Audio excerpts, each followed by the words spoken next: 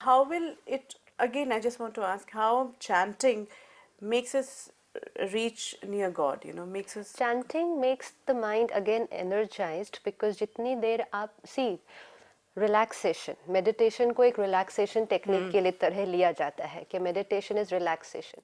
जहाँ कोई नेगेटिव और वेस्ट थॉट नहीं है वहाँ रिलैक्सेशन है। तो जब आप चैंटिंग कर रहे हैं शुरू शुरू में एक्यूरेटली, तो आप एक ही थॉट ले रहे हैं। वो वर्ड भी एक बहुत पॉजिटिव हाई एनर्जी वर्ड होता है, जैसे कई लोग ओम कर रहे हैं, तो Om is a very high energy word, लेकिन उतनी देर आपको कोई नेगेटिव और वेस्ट थॉट्स नहीं आए। लेकिन जब बहुत समय तो ग्रेजुअली आने लगते हैं, है ना, yes. तब हम ओम ओम ओम बोल रहे हैं और मन सोच रहा है आज क्या करना है, ऑफिस में क्या जाना है, तो उसके बाद तो वो वाली भी जो प्राप्ति थी कि नेगेटिव और वेस्ट थॉट्स नहीं आए, तो वो भी खत्म हो जाती है। तो इसलिए ये सारे विधि बहुत यूजफुल है, लेकिन मेडिटेशन हमें थोड़ा सा इससे भी ऊपर लेकर जाता है, जहाँ हम अपने माइंड की क्रिएटिविटी जो है वो एक रिलेशन एस्टैब्लिश करने में यूज करते हैं। हर एक के साथ जो हमारा संबंध जुड़ता है उसमें अपनी अपनी एक क्रिएटिविटी होती है, अपनी अपनी एक एसेंस होती है। इसी तरह परमात्मा के साथ संबंध, वो जब एक क्रिएटिव रिलेशनशिप बनेगा तो फिर याद करना बोरिंग नहीं लगेगा। अच्छा, and again it will be very unique. Yours is a unique relationship with him. I'll have a very different relationship. Absolutely. We're not going to have a same kind of That's why we relationship. said कि हम दोनों खड़े होकर एक ही बात नहीं कर सकते। हाँ. आपको जो बातें करनी है वो डिफरेंट होंगी और मुझे जो बात करनी है वो बिल्कुल डिफरेंट। ये कैसे हो सकता है कि सारे लोग खड़े होकर परमात्मा से एक ही बात कर रहे हैं? तो अब हमें ये चेक करना है कि हम परमात्मा को अब कैसे याद करें। क्या हम अभी तक इसी तरह से याद करना चाहते हैं तो वो भी ठीक है। See again, no wrong anything about it, but this is a personal relationship. तो वो अगर व्यक्तिगत संबंध, एक बहुत निकट का संबंध आप जोड़ना चाहते हैं, तो फिर वो याद पर्सनलाइज्ड होगी, वो रटी रटाई मैकेनिकल वो नहीं होगी। किसी को भी हम याद करते हैं ना, तो याद के 4 आधार होते हैं। एक होता है परिचय के आधार पे याद। सपोज कल आपके घर में फंक्शन है, तो आप एक लिस्ट बनाएंगे आज कि कल किस किस को बुलाना है, तो सारे जो आपके परिचित लोग हैं आप उनकी लिस्ट बनाएंगे। थोड़ी सी मेहनत लगेगी इस याद में, उसको भी नहीं भूलना उसको भी नहीं भूलना, तो लिस्ट बनाते हैं कोई भूल ना जाए। तो ये है परिचय के आधार पर याद, लेकिन थोड़ी मेहनत वाली याद होती है। दूसरी प्रकार की याद है जहाँ प्राप्ति होनी है, कुछ लेना है, हमें उनसे कुछ मिलना है। जैसे कोई बिजनेस डील होने वाली है, आपको पता चला कोई बिजनेसमैन आ रहा है, लेकिन वो सारी रात में कभी भी पहुंच सकता है। आप जागते रहेंगे कब आएगा, मुझे उसके साथ डील साइन करनी है। क्यों? क्योंकि आपको उससे कुछ मिलने वाला है। सपोज वो सवेरे 3 बजे आ गया, आप उस टाइम रेडी हैं, आप मिलते हैं, साइन करते हैं। सारी रात आप याद करते हैं जब तक वो चीज आपको मिलती नहीं, लेकिन मिलने के बाद भूल गया कि खत्म हो गई ना, हो गई। प्राप्ति करनी थी, प्राप्ति करने तक याद थी, उसके बाद फिनिश्ड हो गया। दूसरा है संबंध के आधार से याद, रिश्ते, कि मेरा कोई रिलेशनशिप है। जैसे एक लड़की है, उसको उसके लिए शादी के लिए वर ढूंढ रहे हैं, तो वो याद करती है कि मेरा होने वाला पति कैसा होगा। तो it is more N imagination कि वो ऐसा भी हो सकता है वैसा भी हो सकता है, पतला भी मोटा भी, इंजीनियर होगा डॉक्टर होगा, पता नहीं। फिर एक दिन उसका रिश्ता जुड़ जाता है, तो संबंध जुड़ गया। अब संबंध जुड़ते ही जो याद होगी very clear, व्यक्ति के now she knows exactly whom she is going to remember, क्योंकि उसको पूरा क्लैरिटी है और उसके साथ उसका संबंध जुट गया है। अभी सिर्फ संबंध जुटा है, जैसे जैसे टाइम बीतता जाएगा तो वो संबंध और भी घनिष्ठ होता जाएगा, तो वो याद भी और भी गहरी होती जाएगी, पहचान बढ़ती जाएगी। पहचान वही, तो वो संबंध के आधार पे पहचान एक है। तो पहचान हम बहुत लोगों को पहचानते हैं, लेकिन रिलेशन हर एक के साथ नहीं जुड़ता। एंड चौथी प्रकार की याद है स्नेह के आधार पर याद, जहाँ प्यार है, तो वो वाली याद है। जैसे फॉर एग्जाम्पल एक माँ और बच्चा, बच्चा बहुत दूर है, किसी दूसरी कंट्री में है, लेकिन माँ को उसकी याद कॉन्स्टेंटली आएगी, याद करना नहीं पड़ता।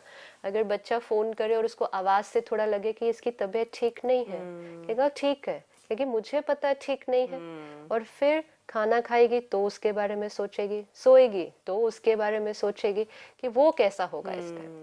तो जहाँ स्नेह है वहाँ याद सताती है। हम याद करना नहीं चाहते लेकिन भूल ही नहीं पाते हैं। मतलब कॉन्स्टेंटली, जिसको बोलते हैं constantly he is on my mind, you know, मेरे को उनके अलावा कुछ और नहीं और कोई सोचना। याद नहीं आता। परिचय वाली याद मेहनत वाली है, प्राप्ति वाली याद जब तक प्राप्ति हुई तब तक, संबंध के आधार पर याद, और फिर स्नेह वाली याद। परमात्मा के साथ कौन सी वाली याद है?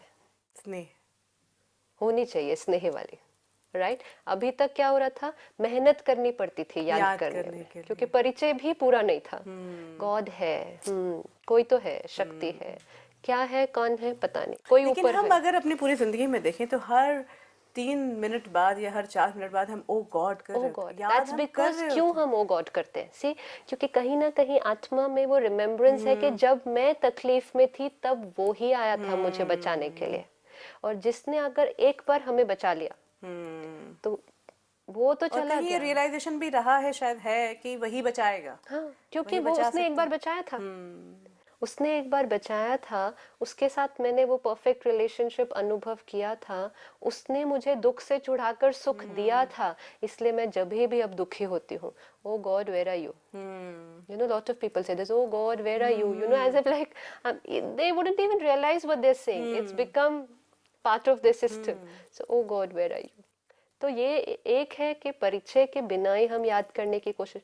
दूसरा था प्राप्ति वाली याद, मेरा ये काम कर दो। तीसरा संबंध, जैसे जैसे अब संबंध जुड़ता जाएगा तब हमारी याद में वो क्लैरिटी आनी शुरू हो जाएगी।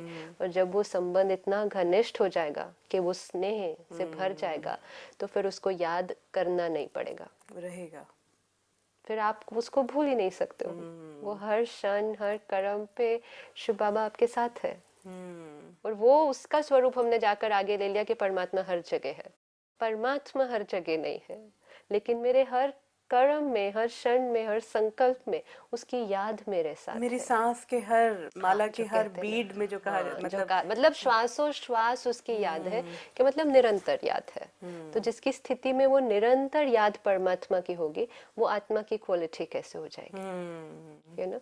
तो मेडिटेशन मतलब ये याद करना। तो meditation, like we said the other day, it comes from the Latin word mederi, to heal, कि जो घाव हो गए हैं उसको हील करना है। और वो हील करने वाला वो है, माता पिता कहो, टीचर कहो, डॉक्टर कहो, सर्जन कहो, वो हील करने वाला है। It is like we have rechargeable batteries. अब बैटरी जब डिस्चार्ज हो जाती है तो क्या होता है, उसके अंदर के जो आयन्स होते हैं वो डिसोरिएंट हो जाते हैं। अब जैसे ही पावर सप्लाई आता है, उसको कनेक्ट करता है, जैसे ही वो करंट पास करता है उसके थ्रू, तो वो आयन्स फिर से धीरे धीरे ऑर्गेनाइज हो जाते हैं। सिमिलरली मैं आत्मा भी एक बैटरी की तरह हूँ जो डिस्चार्ज हो गई है। डिस्चार्ज मतलब वो प्योरिटी, वो पीस अब मुझे अनुभव नहीं हो रही है जो मेरी ओरिजिनल क्वालिटी थी। जैसे ही वो पावर सप्लाई से कनेक्शन जुड़ता है तो धीरे धीरे वो ओरिएंटेशन फिर से होना शुरू हो जाता है। That is meditation. The battery connects to the power source, doesn't have to do anything after that. Just connect. The power source will do the rest of the work. जैसे ठंड है, आप हीटर के सामने खड़े हो जाओ, आपको थोड़ी कहना है मुझे गर्मी चाहिए। हीटर है, the source of energy is there. You just face towards that. That's all. वो automatically आपके पास आता जाएगा। लेकिन आवश्यकता है कि हम उसकी तरफ घूम ले। अब वो है और हम उसकी तरफ पीट करके उस तरफ चले और फिर कहें मुझे उसकी एनर्जी नहीं मिल रही है, तो वो तो होने वाला नहीं है। तो that one step we have to do to tune to that frequency. You know, जैसे रेडियो ट्रांसमीटर होता है, वो अपनी वेव्स हर तरफ फैला रहा है, लेकिन जो रिसीवर है उसको फिर उसकी तरफ की फ्रीक्वेंसी को ट्यून करना पड़ता है।